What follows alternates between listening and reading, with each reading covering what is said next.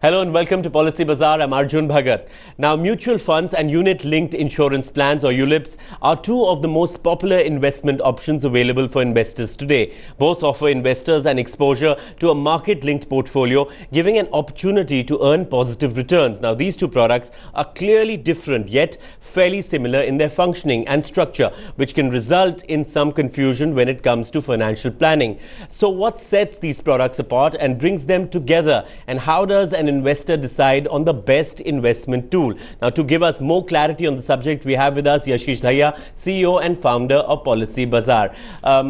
Yashish, tell me what is a ULIP and the investments in mutual funds? I mean, give us some clarity on both these products which are available.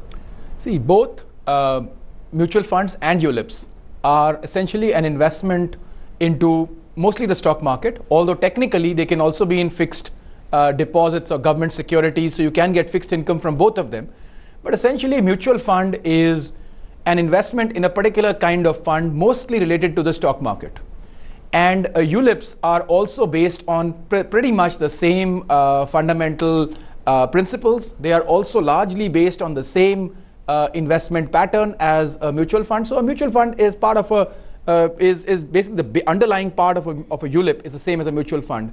However, ULIPs have certain other features which also come in, which are linked to insurance and certain other categories. So they're a safer type of investment with some lock-ins. However, fundamentally they're the same. And usually they mean investing alongside the stock market, which usually is the highest long-term return product that any economy has. So let's go systematically. You talked about the similarity. You said they are both products which are very, very similar. Yes. So let's talk about the similarities before we get into the differences. So the similarities are, if the stock market goes up and you have a mutual fund which is linked to the stock market, the mutual fund has a NAV which also goes up just like the stock market goes up.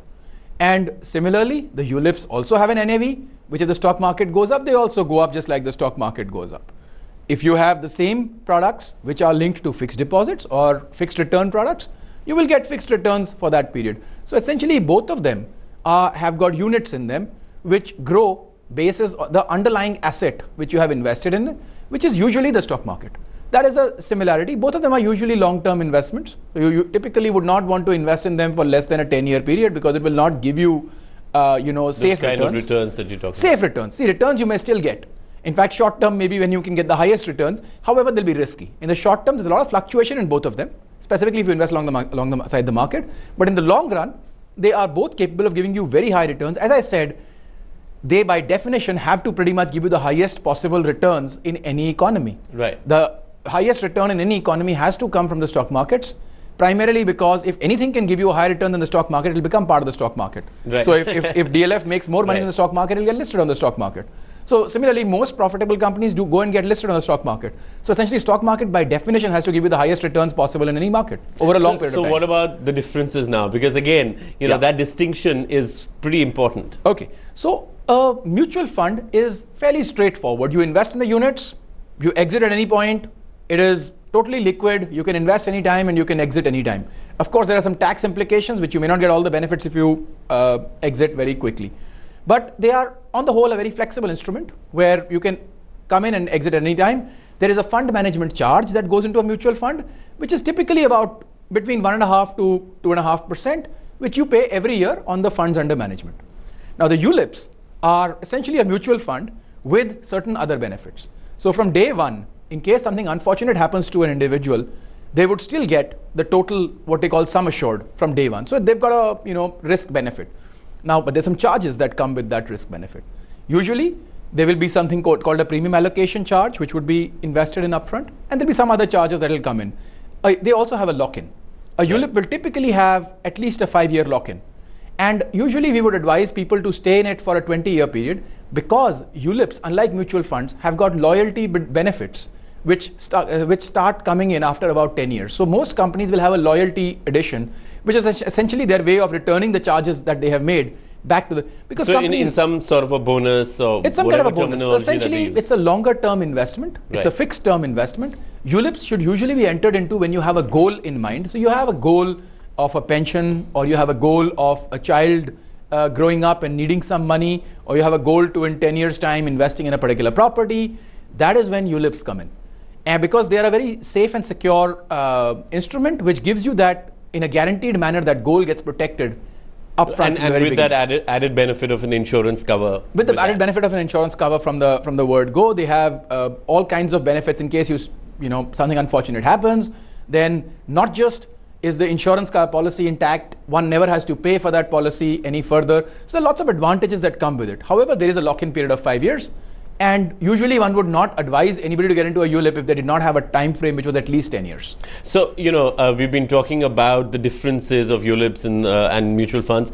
All right, so, which investor, I mean, you talked about parents investing for their kids, so ULIPs would, can you elaborate on that? What would benefit which kind of investor there? Sure.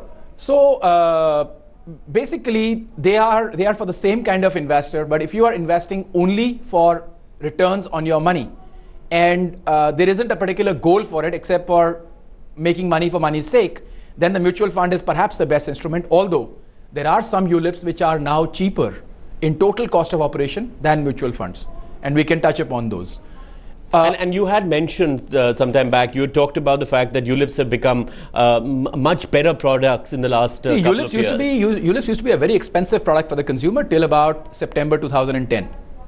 After that, they became much better products for the consumer. However, the distribution margin on ULIPs came down dramatically, and so there's almost nobody selling ULIPs. And because insurance tends to be mostly a sold category, one has stopped hearing about them a lot. So one has to almost go out and look for the low-cost ULIPs. But there are low-cost ULIPs. See, a mutual fund, as I said, operates at about a 2% price band in terms of total fund management. So if you're investing 1 lakh rupees a year and it's accumulated to 20 lakhs now, on any particular year, there's a possibility that 2% is going to be deducted, which is roughly going to be about 40,000 rupees, which is a lot of money. So typically, now there are ULIPs which can operate at as low as 1.09% total cost of operation. The reason that happens is because they pay back in terms of loyalty benefits in the end. So you have to stay the ULIP course throughout the period, and then there will be a possibility of beating mutual funds. However, you asked which kind of individual should invest in a ULIP. Usually, you should invest in a ULIP when you have an objective, which is, so you already know what you need that cash for.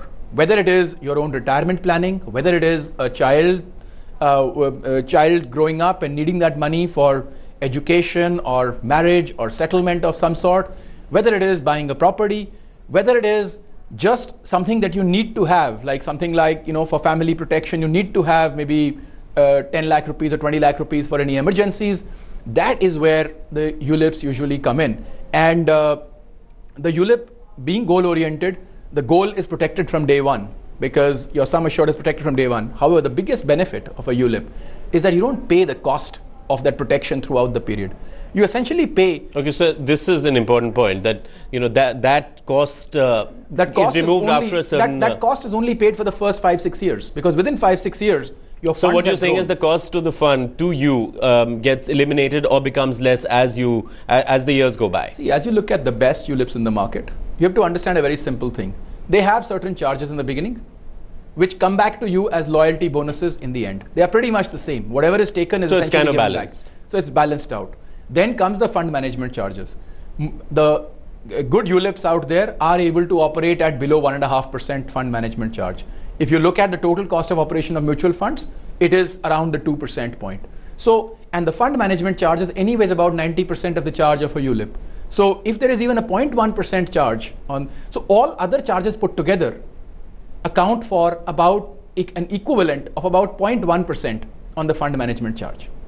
0.1 to 0.2%. So it's not going to be a huge difference to anybody's pocket between a ULIP and a mutual fund. One should go with which one they are really convinced about, and they will have to go and look for both of them because there will be nobody distributing any one of them because they're very low margins. So mutual funds did away with entry loads and exit loads, and ULIPs have got very low margins for distribution, so nobody can really distribute them. We are talking about ULIPs and we're talking about mutual funds. Yashish, you've been talking about good ULIPs. Give us an example of an ideal ULIP which is really doing well, and how is it structured? Sure. So there's one particular ULIP that's just come out about 4-5 days ago, and I've been talking about it for some time. It's coming out. Now, imagine you were investing 50,000 rupees into a mutual fund and into this ULIP. From today, you keep investing for the next 20 years. In the first 8 or 10 years, it will seem like this particular ULIP is giving slightly lower returns than the mutual fund. About the 8th to 10th year, it overtakes the mutual fund. In the end, by the 20th year, it actually beats the mutual fund, and it gives you a higher return than the mutual fund if they are both investing in the same asset. Typically, it takes away about 0.91% from whatever is the stock market return. So the stock market is giving you a 15% return, it will give you 14.1. If the stock market gives you an 8% return, it will give you 7.09. That's the way it operates. The mutual fund costs you a bit more. Essentially, they do it through loyalty additions. However, there are some differences. You have a 5-year lock-in, which you will not have in a mutual fund.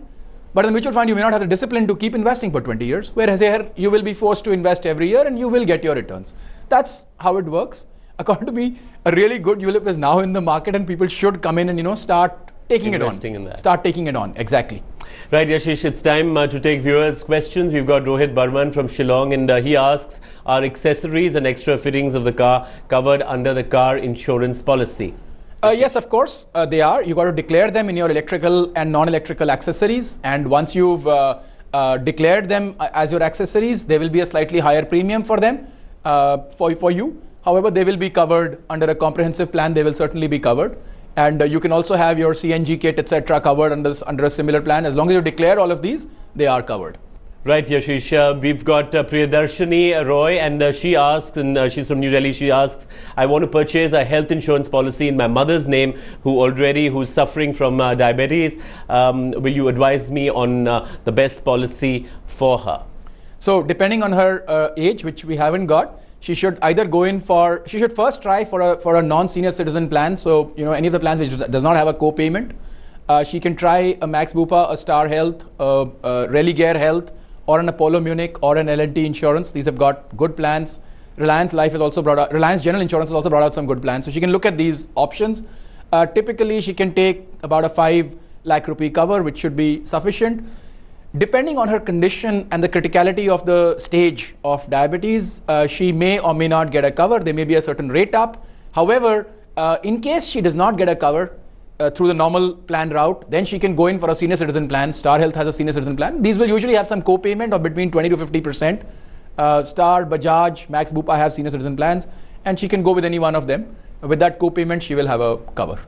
Right, we've got Samarth Kapoor from Bhopal, and he asks, in case of pure term insurance plans, is the beneficiary of an individual, can the beneficiary of an individual have multiple term policies? And in case of an unfortunate death, will the same nominee indicated in multiple policies, will they get the benefit? What are IRDA's and government regulations in this regard? So as long as you have multiple life insurance policies and you had declared them in the last policy, you've declared the previous ones, the individual who expires in the nominee will receive the benefit of all the policies cumulatively. So every policy will pay. So technically, yes, they may have it. However, multiple policies must be taken with purpose, because individual has a life value which depends upon their income and the number of years they're going to work for. So usually, when somebody is at 25 to 40, your life value is actually increasing. But from 40 onwards, it starts decreasing because a number of years start declining.